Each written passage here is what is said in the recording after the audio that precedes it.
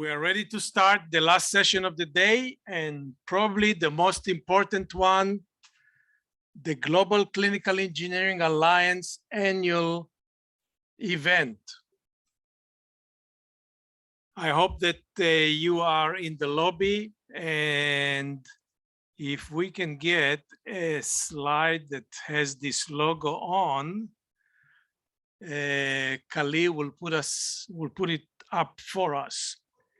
I would like to recognize the organizers of this Congress, IFMBE Clinical Engineering Division, Global Clinical Engineering Alliance, and our good partner and host, AAMI. Also, I give recognition to the industrial sponsors who help us put the carnival up. And they are Zoom, R0, Helium, and Schiller America. Thank you all. And with that, I can see my grandkids already sending me text. Hello, Saba, yay. That's great. We have a very interesting opportunity today. We're going to close the pre-Congress day with so much activity achieved with asking the question, why when you have a heart condition, you're going to seek a cardiologist? Why when you are falling on a track or playing volleyball, you're going to look for the best orthopedic surgeon in San Diego? Why, when you have an upset stomach, you know to look for the emergency room that has a doctor that understands our digestive system? But when you have a problem with medical device and technology in the hospital, who administration will go to? Are they going to the pharmacist? Are they going to the nurse? Are they going to ask the question of the pathologist? And you know what? I'm not sure they're going to ask the engineer. And that's what I would like to change with the help of this new organization called the Global Clinical Engineering Alliance. So with that, let me ask for the first polling question. We will have two polling questions. One we'll put now, and the second one we'll put at the end. And the polling question that will be opened up to you, you will be able to vote, and we'll show you the results. And if it doesn't come up, that means I don't know what I'm talking about. But magically, it did show up. So, how much do you know about Global Clinical Engineering Alliance and its leadership, GCEA? Don't know at all. My knowledge is limited. I know some, and I know a lot. We'll give you 20 seconds to respond. And we also have a second polling question, a little bit about your background. What is your background? I am a clinical engineer. I am a technologist or technician. I am a manager. I am a clinician. 5 seconds. 4, 3, 2, 1. And we close the poll. And the results are showing that most of you are telling us, about 1/3, that my knowledge is limited, or 1/4 are saying, I don't know a lot. And we're going to fix it today. We're going to address that. And as far as your background, by far 2/3 are clinical engineers. There are about 1/4 in the management, and I'm glad to have a clinician in the audience. Thank you for staying up tonight on the weekend to join us. To help me go through this education and to explain the purpose of Global Clinical Engineering Alliance, the best way I know how to do it is to introduce to you the Gcea Founders Council and ask them in a kind of a town hall meeting, informally. If they want to use the slides, it's fine. You can use the chat box to ask questions. We will monitor the checkbox. And by the way, the session is recorded and we will be able to share the recording with you later on. And we will ask the Founders Council to tell us from their point of view of clinical engineer, of manager, of academician, of a researcher, of other stakeholders' point of view, what is the purpose for this new organization? I believe we'll be able to do a lot of good things for improving the quality and safety of patient care outcome. But before I give them the microphone, I would like to tell you that the Founder Council, 12 in number, the good old 12 tribes, they represent each continent, from the US, from Canada, from Brazil, from Italy, from UK, from South Africa, and from Japan. Asia, Africa, Europe, North and South America are represented. And that gives a lot of strength for the variety of the opinions and the angle they are seeing things. And I will be delightful to start with my good friend, Dan Clark from Nottingham University in the UK, who, by the way, was awarded the Order of the British Empire, OBE, and I'm so happy to have any occasion I can to tell the story about how he and his team were recognized by this great honor about everything they have done as members of the silent hero community of healthcare during the COVID-19 in the UK.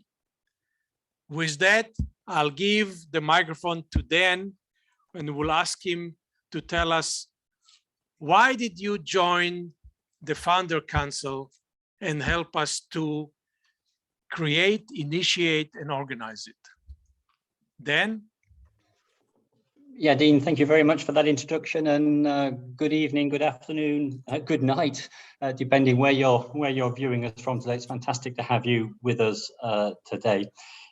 Yeah, Dean, thank you for this opportunity. And for once again reminding people of my achievements, though I would stress the OBE came to me because of the efforts of lots of other people and not myself particularly. But let me just give you a little story about myself, which will help you understand why I'm so passionate about being a member of GCEA and what I believe we can do as a community, as a team.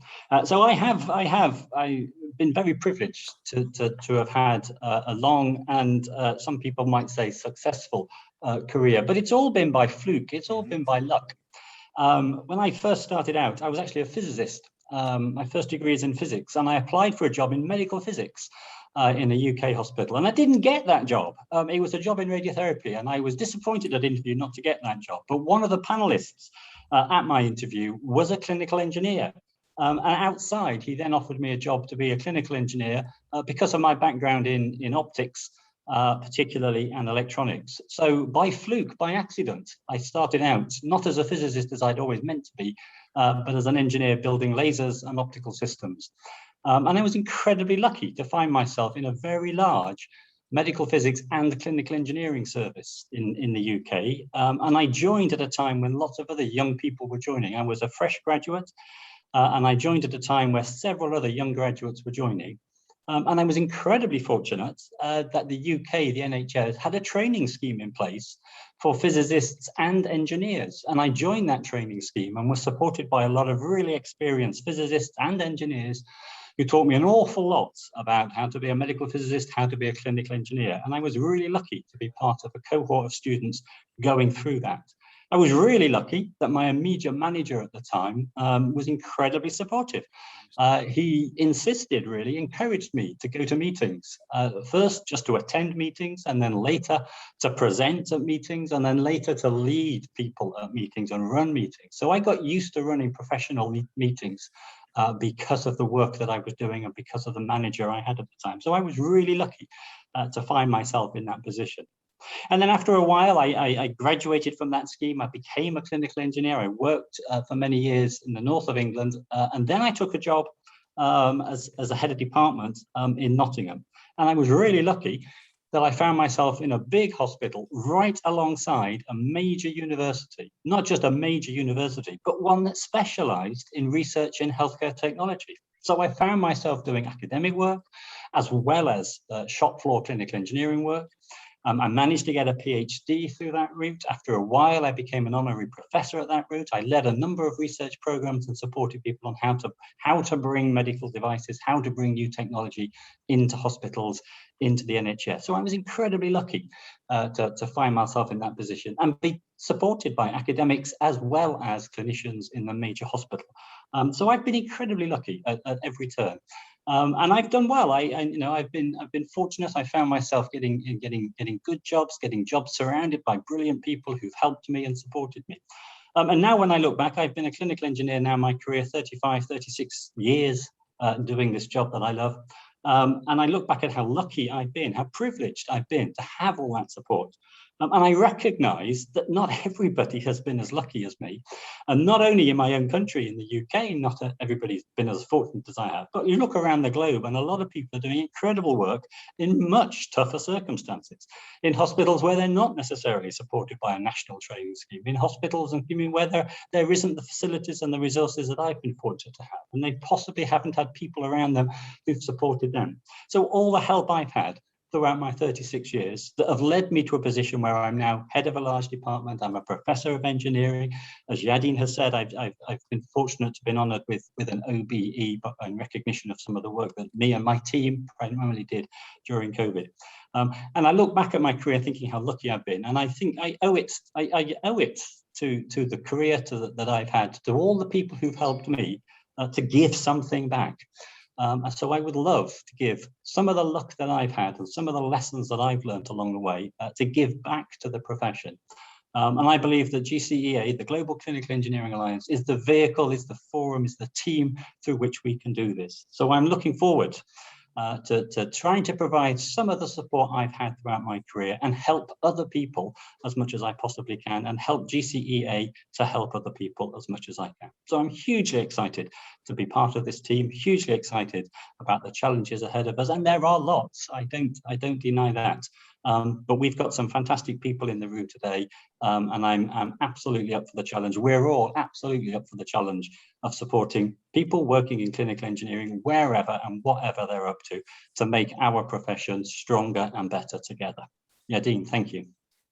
Thank you, Dan. You're reminding me of, if I can steal a famous quote from US President John F. Kennedy: ask not what you can do for the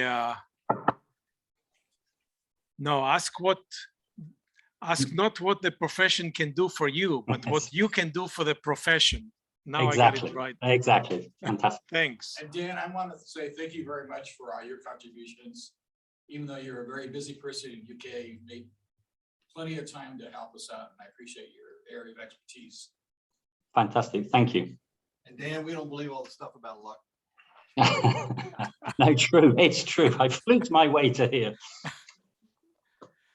Let's keep on with the town hall style, being informal. See if there are comments or questions or suggested in the chat box, and help and ask the moderators to point those out to us. and move on and see if we overcome technical challenges of this virtual Congress and have Stefano as a open mic person. Thank you, Yadin. Thank you all. Well, I would like also to give you some background of my experience as being involved as a Gcea founding member. First of all, I would like not so much to give you much background about my career, but one element that I think was very important for me was to discover the importance of international relationships. And this happened through my national society because of my role in the Italian Clinical Engineers Association. And I became involved with Paolo Lago, Lorenzo Leogrande, Umberto Nocco, guys that you got to know in these years, with the CD and international events. And this networking made me personally discover how important it is to share experiences, to help each other. Sometimes it may seem distracting from your daily job, but it's really not. It can also open up to new professional opportunities and development. And with the same spirit, I welcomed the invitation I received from Yadin and Tom to join this amazing group of the founding members of the Alliance. We started talking about this project 2 years ago in Rome. We had, I still remember, and this is the bonus of having an event in person as compared to having it online. Of course, online is good if you can't do anything else, and this is amazing event this year, but the positive, the plus of having an event on site is that many important things don't happen during the sessions, happen in front of a coffee break, and something like that. And I still remember we planned a meeting in Rome to start up the idea of a European Federation of Clinical Engineering, which is still going. And I remember having a coffee with Yadin and Khalil that told me something like, yeah, your initiative in Europe is interesting, but you should think broader, larger. And this was the first time I came to touch with the idea of a global clinical engineering alliance. Of course, and I think this could be some open for discussion also today. An obvious question is, we already have the CD, there is IFMB, there are other things. Why do we need a new entity? But I think we all feel the need of a clear home for clinical engineers. And so I joined this group as an individual professional, and I really appreciated this also as a personal recognition to have the opportunity to be part of this. But I always involved my national society, because that's how I came to join this international networking. And so our society felt really, really in line with the strategic principles that we drafted for the alliance from the beginning.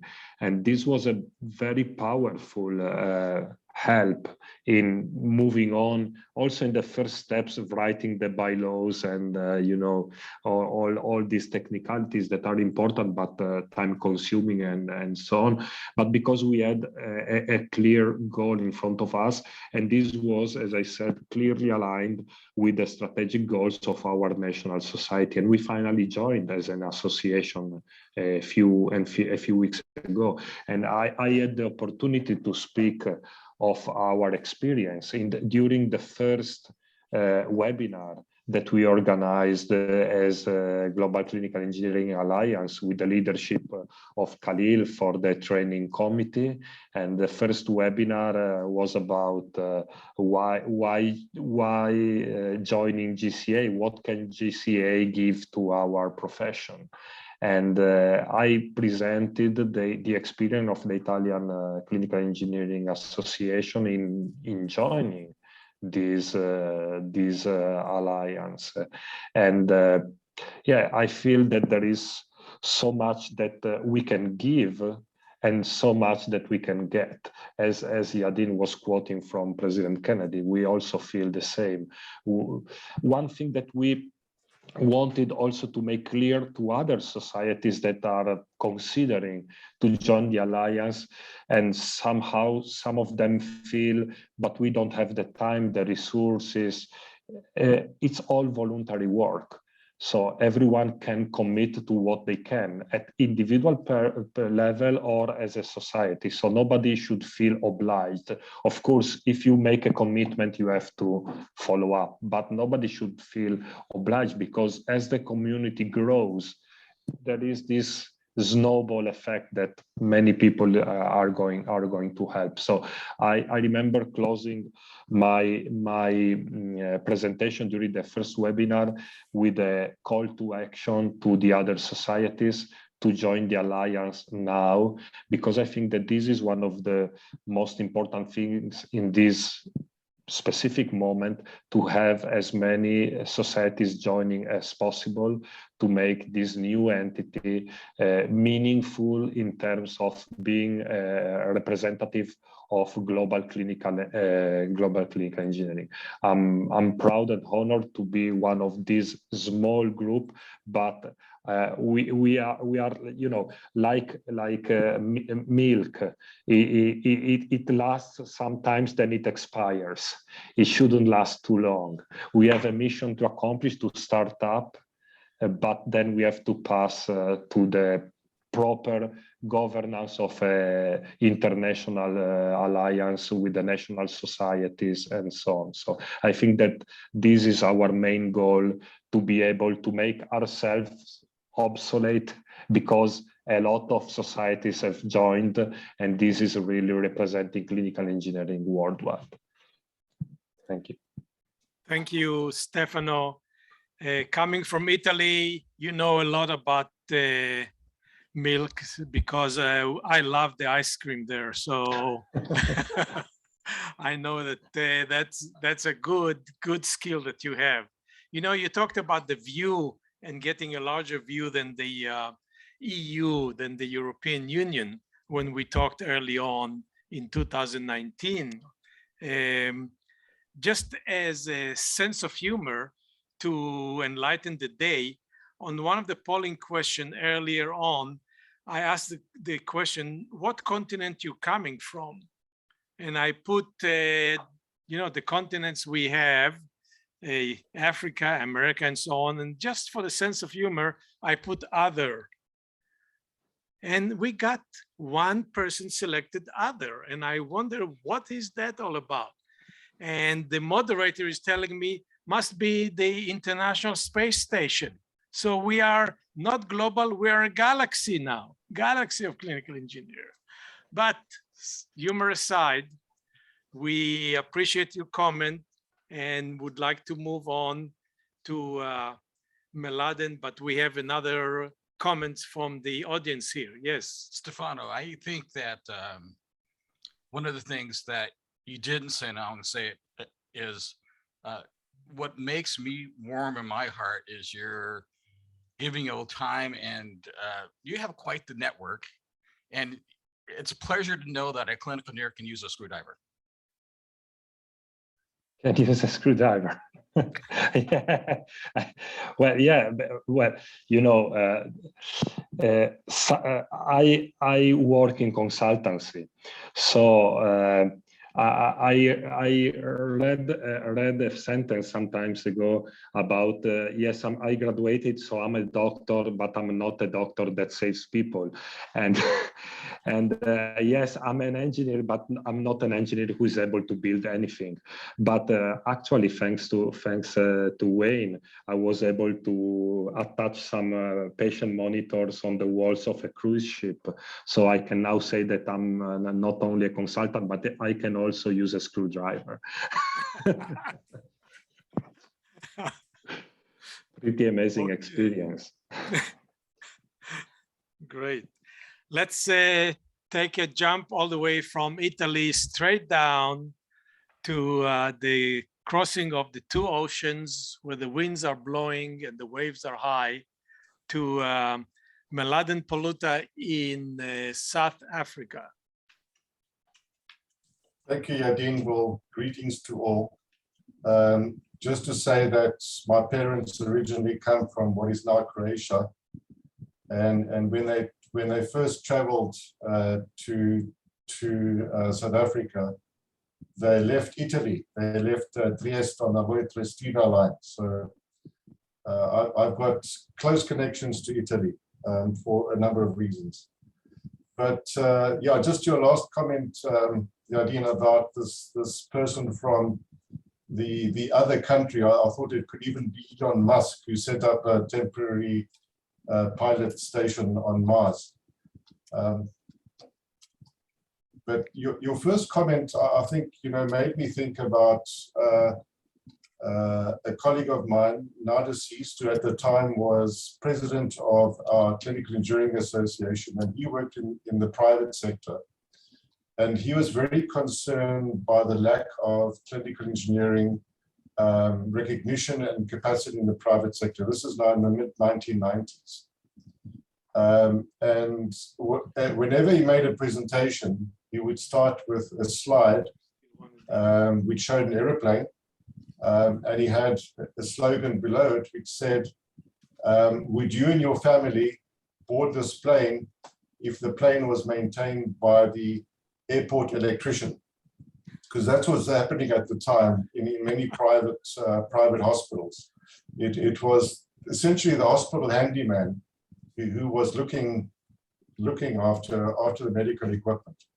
Of course, that's more than 25 years ago, and things have changed significantly. But it's to make the point that in South Africa,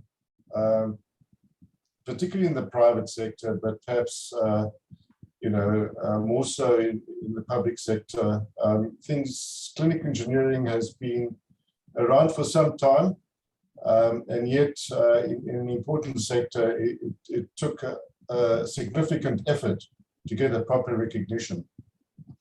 Linking up with Dan's comments, so after graduating in electrical engineering, and by the way, as an aside, in my final year, and I was taught for my electrical machines course by a Professor William Cormack. Now, I'm not sure how many of you know who Alan Cormack was. Anyone of the panelists, if they can put up their hand? Well, Alan Cormack was a medical physicist. Well, no, he was a physicist. And while he was at the University of Cape Town, thank you, Tom. While he was at the University of Cape Town, he looked at the problem of how to reconstruct a two-dimensional object by combining the projections from different angles. And he developed this mathematical algorithm using a jig. And I had, when I was at the University of Cape Town, I had a copy of the jig in my office. The original is now in the Smithsonian Institute.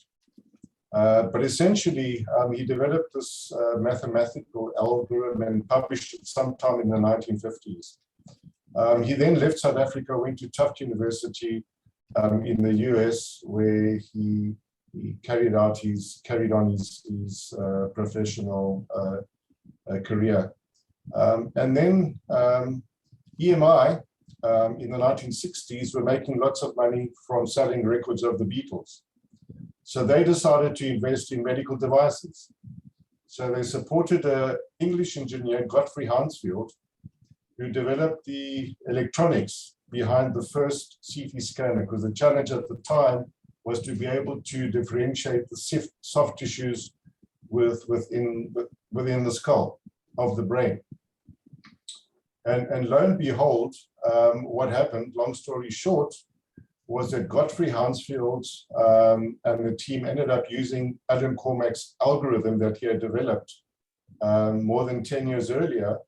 And that served as the fundamental algorithm for back projection, which enabled the CT scanner to actually perform what it was hoping to perform. And that same algorithm is used in the MRI as well. And Alan Cormack and Godfrey Hansfield were awarded the Nobel Prize for Medicine. And it's one of the few prizes that is awarded for medicine to an engineer and to a physicist. So, So it was really a CT scanner is what we're talking about. CT scanner, yes, sorry. So I had my Damascus moment in 1994. So at the time I was in the Department of Biomedical Engineering at Cape Town, having moved down from Johannesburg. And 2 weeks before our first democratic election, I was part of the organizing committee that organized a regional, as in sub-Saharan region, conference on health technology. And it was my first real exposure to health technology management, clinical engineering, health technology assessment, and so on. And that really got me hooked. And 5 years later, I was privileged to be able to start a program in health technology management at the University of Cape Town, which is still running. And it is trained and its graduates are many of the provincial managers of health technology and some of the private sector health technology managers as well. So that's a bit about me. What about Gcea and why I believe it's important? So clinical engineering needs a clear voice. Dan said that when he started, and we always talk about the UK model as a department of medical physics, actually doing medical physics and clinical engineering and biomedical engineering. At least that's how I remembered it. But in this time, 2021, and especially after the important role that clinical engineering practitioners played in the COVID pandemic response, it is very important that clinical engineering has a unique voice, a strong voice, and a clear voice. In my view, that's the only way it will be recognized as a profession. So it needs to come away from the supposed label that's put on it that it is one field within biomedical engineering. I think that quite frankly does it a disservice. And yes, we do have historic developments that we have to respect. And yes, clinical engineering practitioners are called biomedical engineers in many countries, including those on the African continent.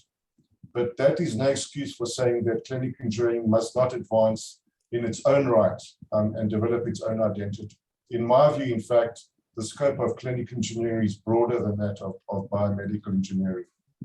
When we developed our first elevator pitch as part of the Founders Council, there were many good points which justified why this alliance was required.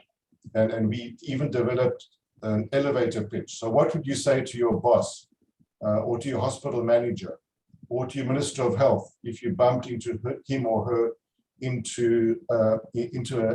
an elevator? And I think that's a question we should all ask ourselves. But importantly to the role for Gcea. So I see it as a broad church. I see it more than I wouldn't say merely, but I see it more than an association of national associations. I think it needs to have strategic alliances with partners in the healthcare space and even beyond the healthcare space, in the engineering space, in the medical physics space, in the hospital engineering space, and so on. Because it is only that way that by working together and side by side with these other institutions, organizations that represent the very people that we have been working side by side with in the pandemic response, that clearly clinical engineering can really develop a strong voice. So that is me for now. Thank you for this opportunity. And over to you, Yadin or Tom. Yadin, you want me to go? Yeah. I'm even though he is an ace, I'm going to call him Yadin. And I give a shout out to the clinician that Dr. David mentioned earlier. And turns out the clinician's name is Dr. David also. And you're right, Tal, son of Yadin. Saba is very cool and Abba is very cool. So I totally agree with you, dude. So in terms of credibility of GCEA, first of all, I met this guy, your dad, Tal, 33 years ago, and he's only grown in my estimation of him. What a brother, what a friend, period. So what about CED? CED has built this great network, but can we really go into the world and change clinical outcomes just because we have a great network? And the answer is we cannot. And so lastly, GCEA is that vehicle that takes that wonderful network we have in CED. And this has been proven with a lot of anecdotes that I won't share with you right now, that only through the GCEA network with this great group of friends and this growing family can the global CE community achieve everything and make difference in clinical outcomes around the world the way we need to. Yadin?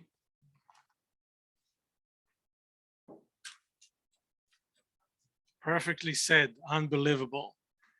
Such a honor to be a good friend with Tom, who is the president of IFMBE Clinical Engineering Division, and have interest in seeing that we continue to help the world become safer and higher quality patient care.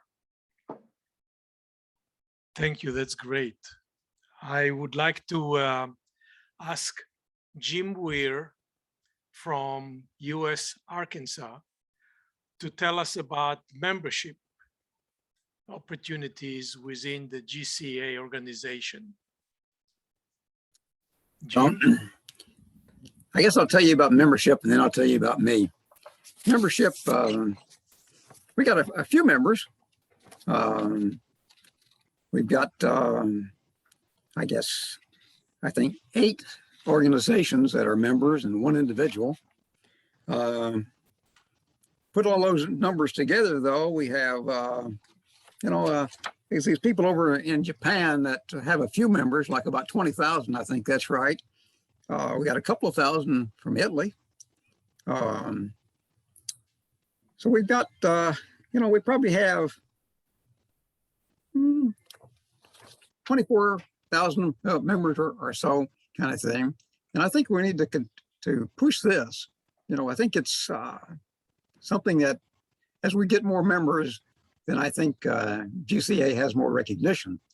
And that's part of, I guess, the reason that I got into this. And as most of you know, I've been around the field of clinical engineering longer than the rest of you, since 1969, actually, kind of thing. But I'm not an engineer either. I'm a PhD physical chemist. I went to the University of Arkansas, got a bachelor's degree in 1959, got married the next day to my wife, Judy, who still keeps me straight. And then I finished up my PhD in the summer of 1961 and went to a company called Sandia Corporation, which worked on space safety and non-nuclear part of nuclear weapons. My role there, though, was primarily, I was a research chemist, but my main role was to be a consultant to the engineers in-house. So I learned a lot of engineering and worked on a lot of odd projects. But then I answered a blind ad in 1965. And turned out it was with the Department of Veterans Affairs medical system in Arkansas, which gave me a chance to come home.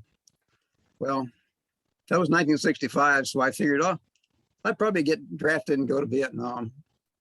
That didn't happen because the last project I worked on at Sandia was, we were worried about one of our nuclear weapons going off someplace or somebody saying it was our nuclear weapon. So we want to know after the blast, was it our weapon or not? So another fellow and I worked on this and came up with a solution to assault weapons. And so if after the blast, we could do that. As a result, I looked at the plans for the hydrogen bomb.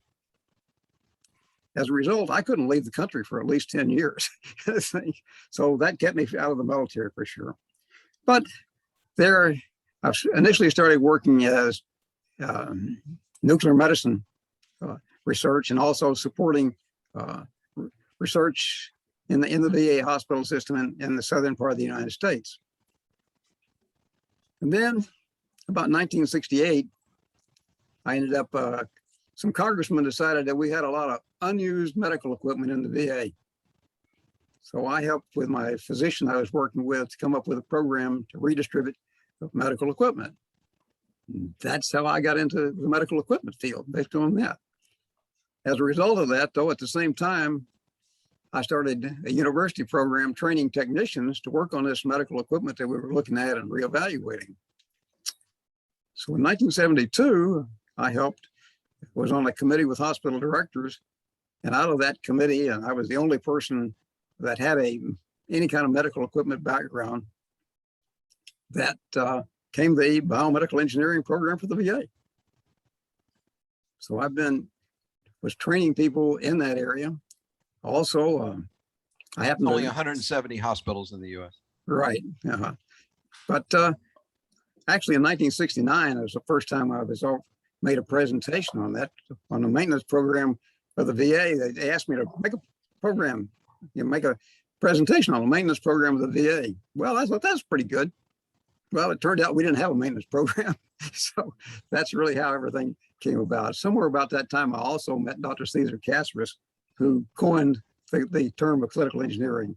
And so I've been trying to promote clinical engineering since about 1969, 1970 kind of thing. Pushed it in the US, tried to done a lot worldwide. And, periodically I come across some people like Tom Judd and Yadin, and I figure, well, maybe I ought to go along with them, particularly to try to keep Yadin straight part of the time.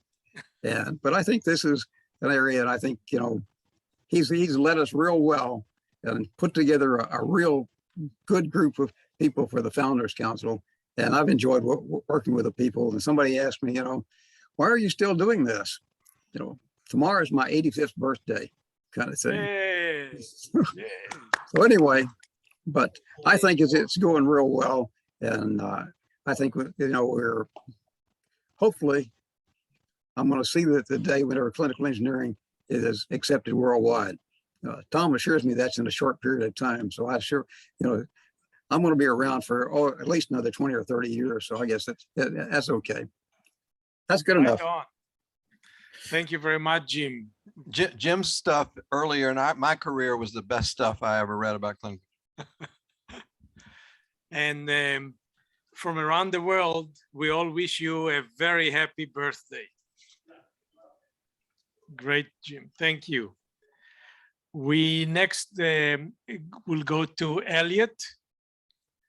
And Elliot is going to tell us about something unique that the Alliance has managed to create.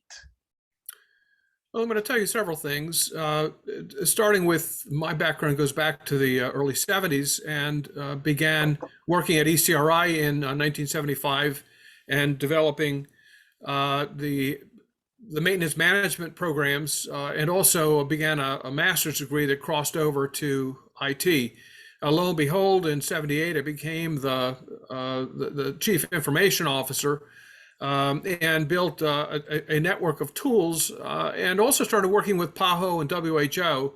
And my first foray for PAHO was at Trinidad, meeting with the Ministry of Health and explaining maintenance management, technology acquisition, health technology assessment, the whole 9 yards. I worked with ECRI for 15 years, and it was really an amazing era. Frank Painter, who's also one of our guests in this session, was part of that group and troop. We learned, we participated in FDA hearings, we worked with AAMI. We ultimately became one of the presidents of ACCE. I left ECRI in 1990 to to get into industry, and actually became a medical device manufacturer and a pharmaceutical manufacturer, dealing with the regulatory compliance and all of the requirements for providing service nationwide throughout the U.S. In the middle of that, I decided to undertake a doctorate in information systems, and that has allowed me to sort of be in a rather novel role as a clinical engineer, because my first love, passion, and commitment is to patient safety, clinical technologies, the betterment of humanity. At the same time, the development of and the emergence of personal computers and now mobile and handheld computers has created 30 years of growth in an area that is, to me, clinical engineering as well. All of the clinical technologies. Now, the interesting experience in terms of professional development was moving into simultaneously the Health Information and Management Systems Society, HIMSS. And I actually learned a lot of their efforts going into policy meetings with the Congress, with the FDA, with FCC and others. And I learned about how important it is for the voice of our profession to be in front of the policymakers. And I have been talking with Yadin and Tom over the years. I've been very passionate about the need for us as a profession to learn how to get in front of those policymakers and to create the bona fides that allow us to do that, that allow us to help them deal with health technology assessment, health technology management, diversifying the portfolio of skills, tools, and activities.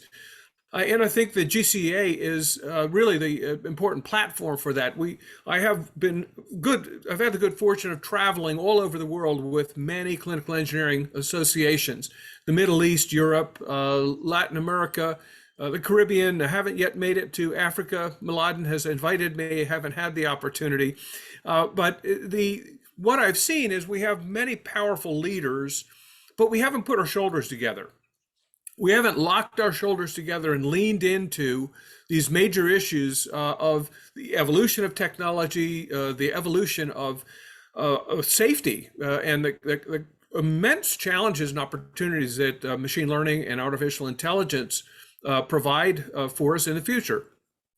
Now, also along the way, about 20 years ago, I helped create the Healthcare Technology Foundation, which was a vehicle to both support certification in the US, which had been orphaned for clinical engineers, and also to raise funds for research, training, education, and other activities. This past year, the Healthcare Technology Foundation has become part of Gcea with the same mission, but broadened to cover other nations, to really cover our collective need, passion, desire for the educational tools, the research tools, the bona fides, and really the donations that are needed to allow us to make those things happen. I'll call it quits at that, and thank you, Yadin, for organizing this meeting, and look forward to answering questions later through this session. Thank you very much, Elliot. Some of the people in the audience here are looking at your video, at your picture while you're talking, didn't recognize you with all the white hair, including Frank Painter. In my mind, I'm still 22 years old. What can I tell you? To the panelists, we have Q&A questions that are coming up, and you're welcome to address them. I would just reply to the question that is there in the Q&A, and that is Gcea going to be diversified into several international languages, and will they help to stop referral to CE as BME? Well, the first part is I would leave to technology the ability to translate English-speaking conversation documents and PowerPoints to other languages. We're doing it with China, for example, and it's done very well. And to the second part, this is part of our purpose, to make sure that the flag of clinical engineering is on top of the totem pole, that people understand clinical engineering, scope of work, body of knowledge, and competency, and diversify that and make the difference between that and biomedical engineering.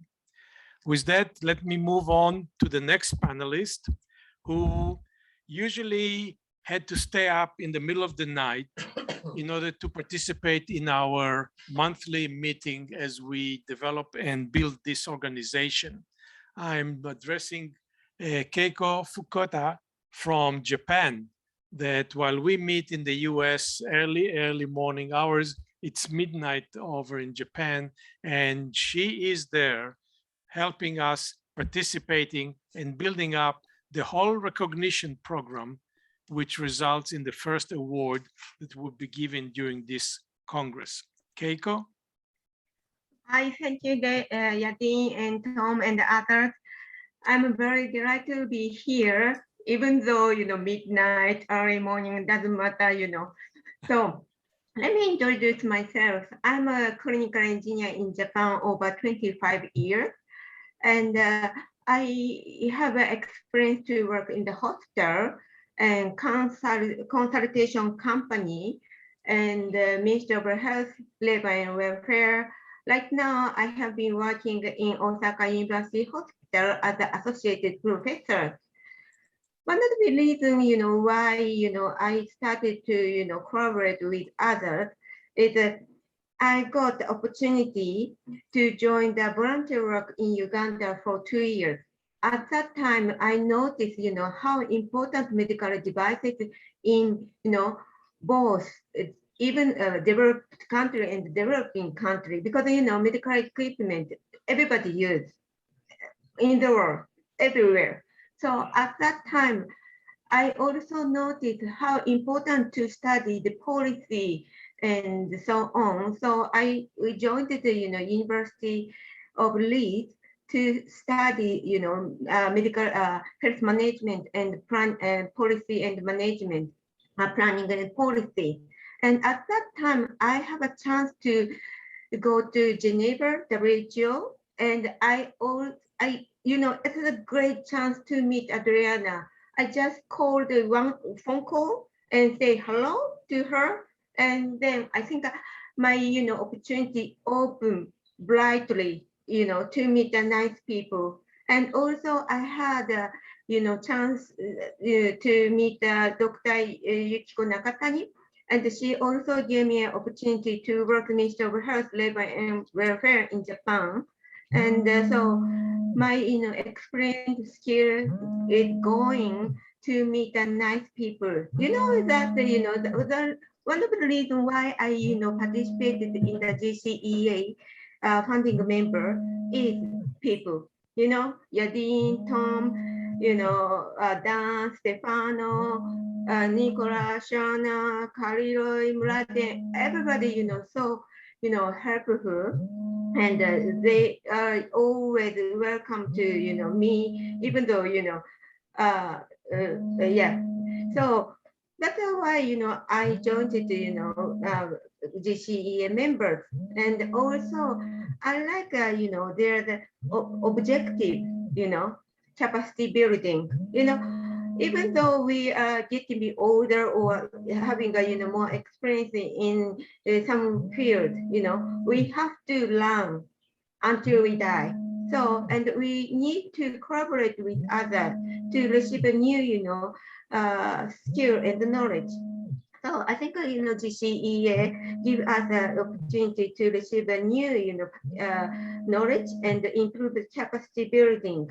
And also, GCEA, just like now, Jim said he became 86 years old. And I think the youngest, I don't know who is the youngest, but someone maybe 30 plus something, So this means, we accept a wide range, generation, and also, they are considering the gender balance. Like now, I'm only the one to, present, but, they always open their, door to the women and men, equity. So that's why I'm very, pleasure to, work with them. And okay, thank you very much. Thank you, Keiko. Keiko built up the award committee and the bylaws to decide how individual can be qualified for recognition and nomination into the award of international collaboration in clinical engineering. We have identified a national society that will receive the award in a couple of days, And I really appreciate your organized leading of this project. Thank you, Keiko. Yadin, can I add one more? I think, that work was brilliant because, I learned a lot from others, I never ever, thought I can build, our committee, but, people help very much. So I could do it. Thank you very much. Thank you again. We have an additional member of the Founder Council here, Wayne Morse, who I know for many, many years and always was telling me, look, clinical engineering is more than just the talent and the skill. It's also about business, but you need to be educated. So I'll ask Wayne to tell us a little bit about what education GCA would like to see taking place.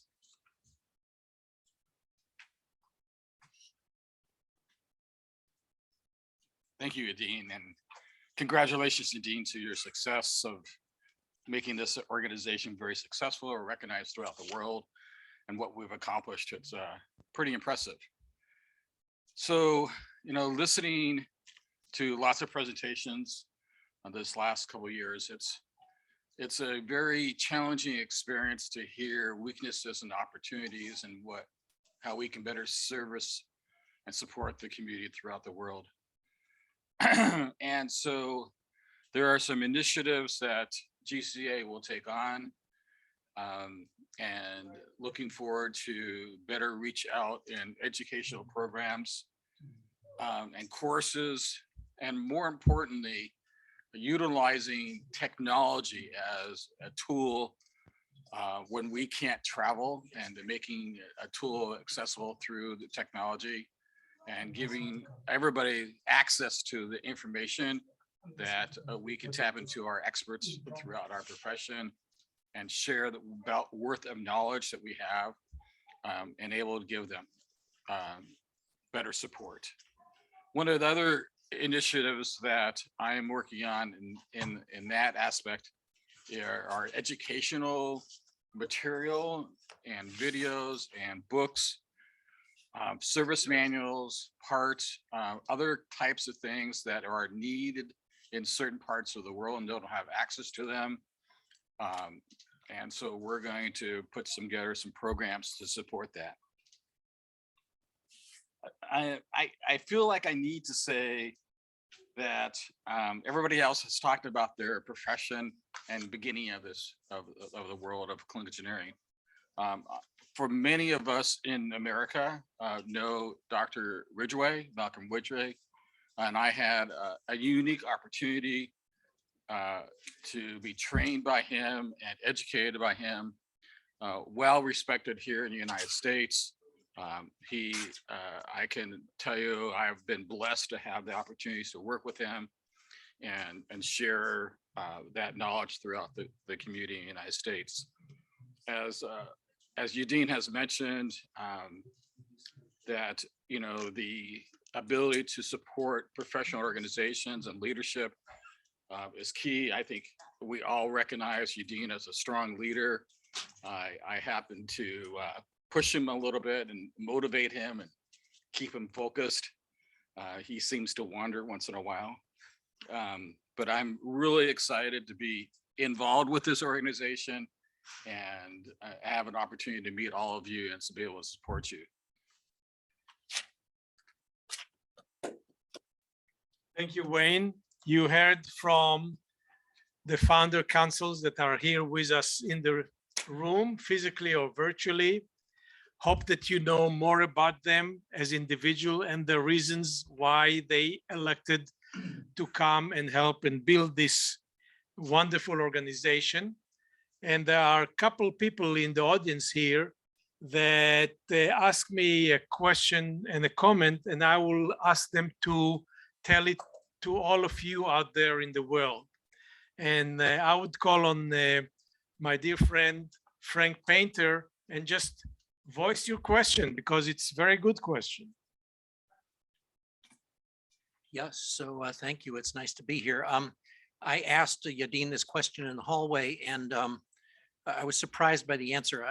My question was, why are not more, well, I asked him how many clinical engineering organizations around the world are members of the Global Clinical Engineering Alliance. And the answer was smaller than I thought it would be. And so my question is, why aren't other organizations part of it? I mean, to me, it seems like there's no downside to being to working together to advance clinical engineering around the globe. There's no reason not to. Politics or organizational focus or particular groups that they serve, even aside, it seems like a pretty straightforward decision. So Yadin's now going to tell us the answer. So I wanted you to hear that because we are wondering ourselves what it will take to other national societies to join us. And once they do that, we'll go to other stakeholders and ask national societies of clinicians, of hospital administration, of hospital facilities, architects to join and make the alliance. That's what we are about, alliance. So we will have together make 1 and 1 equal 3. That's the purpose of improving safe and quality patient care outcome. That is the idea that we are striving to. There is one more member in the room that because of her background, she used to be clinical engineer. Now she is a chief operating officer in a hospital in Ohio. And I asked her to say, to tell us, you sat here and you listened to our presentation. What do you think about this idea of Global Clinical Engineering Alliance? Thanks, Dr. David. Thanks, everyone. My name is Jennifer Defrancesco. Many of you guys know me. I'm a clinical engineer turned hospital administrator. I'm rocking this hat right now, so hopefully you can see my face a little bit. I wanted to thank you all. It was so great to listen to everyone's passion. I think there's something that we're not short on is passion and clinical engineering. I see this as being a really important step of bringing people together for standards as well as building capacity. Hospital administrators have a lot of problems, so we're always looking for problem solvers. And I think clinical engineers are particularly well positioned to be problem solvers in a wide range of things. I think sometimes as hospital administrators, we aren't sure what clinical engineers can do for us, and especially possibly in countries or regions where clinical engineering isn't strong. Many times we don't know what we don't know. We don't know that we could have someone who comes in who could solve a specific problem for us, or we could just hire someone who's highly functioning and has a wide range of engineering skills and clinical knowledge who we could say, we don't know how to solve this. We don't know if you're the right person, but here's the problem, whatever you need to get it done, let me know and come back with a solution. So I would say, number one, it's really important in that. I'm going to say this post-COVID world we're navigating. I think everyone here knows we're not post-COVID, and COVID's going to become something that becomes a normal part of our operations. But there's really going to be a meteoric change in the way healthcare is delivered in the healthcare environment. So we need strategies for that. Your hospital administrators need strategies for navigating this new healthcare landscape. I'll say post-COVID, but also beyond. I often tell people I'm not trying to hire the person who's great for my organization now. I want to hire the person who's great for my organization now and in 5 years and in 10 years, someone who I really believe can learn and grow and adapt. So clinical engineers are really important to stepping up and meeting the needs of tomorrow's healthcare landscape. There's going to be changes in our patients' preference. We've talked a lot about e-health and digital health and transition to telehealth, but I'll say post-COVID, those trends will likely continue. There will be a larger push and a more sustained push for healthcare in the home, devices like that, integration support, things of that nature. So changes in patient preference are going to change the way clinical engineers at a root do their work. And then also think of how we can support patient outcomes as well as patient experience. You know, this is going to be really important in the new paradigm. And I see all of the passion here throughout the world and really appreciate that. And I know that you guys are going to do great things. So thank you so much. Thank you, Frank and Jennifer. They were sitting here in the room and I could see that they have questions. I can tell you this is not script. That is really reflection on what they heard this evening from the Global Clinical Engineering Alliance. We have a lot of work to do with the Alliance. You can see the strength of the leadership and the membership that already joined us. And I'm looking forward to serve you and to make sure that we are making the right impact on patient care outcomes throughout the world. The founder councils are here. They are available to answer questions either on the chat box, on the Q&A, or if you have other way of communicating with us, please feel free to call on them directly. I would like to go around the room and ask the panelists, after we did the presentation, do you have any other comment that you would like to add?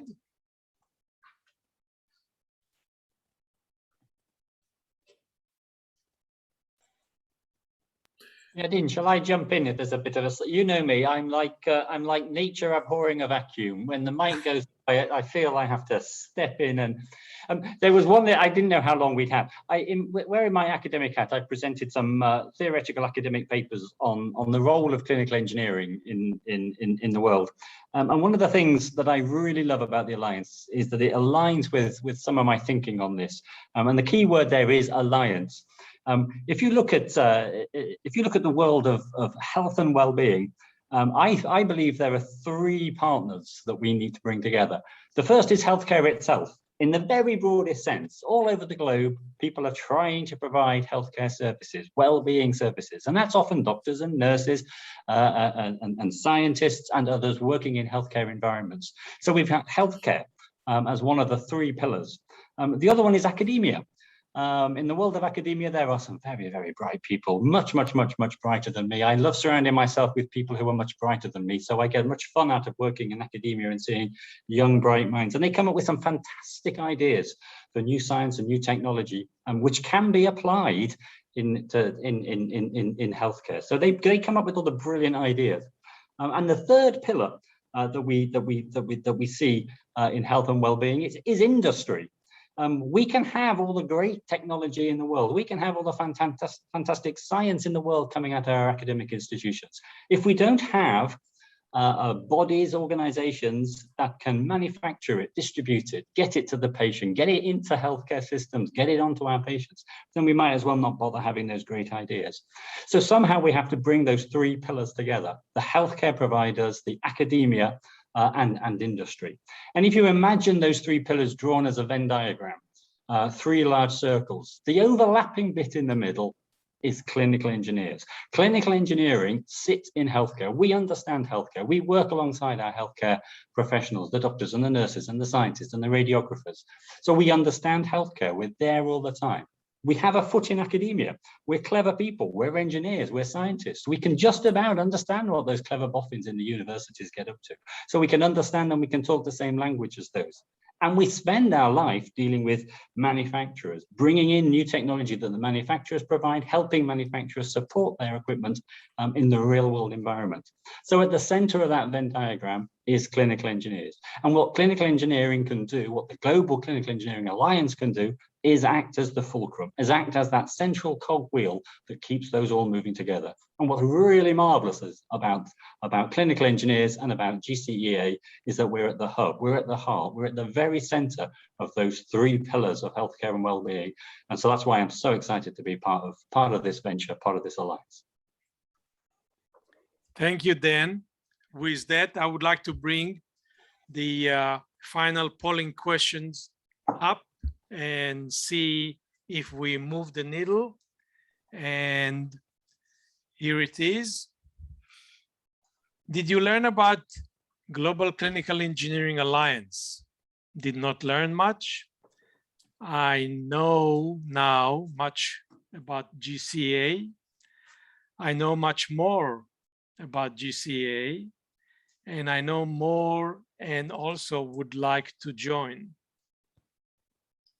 Would you recommend, the final question, would you recommend that your association join Gcea? No, maybe not for sure. I would recommend. Let's close the polling question in 5 seconds. 4, 3, 2, 1. Close the questions and the results. Over half of you say, I know more and would like to join. And 73%, 3/4 of you said, I will recommend and help to promote it to others. I really appreciate your participation. It's Sunday afternoon in the Washington, D.C.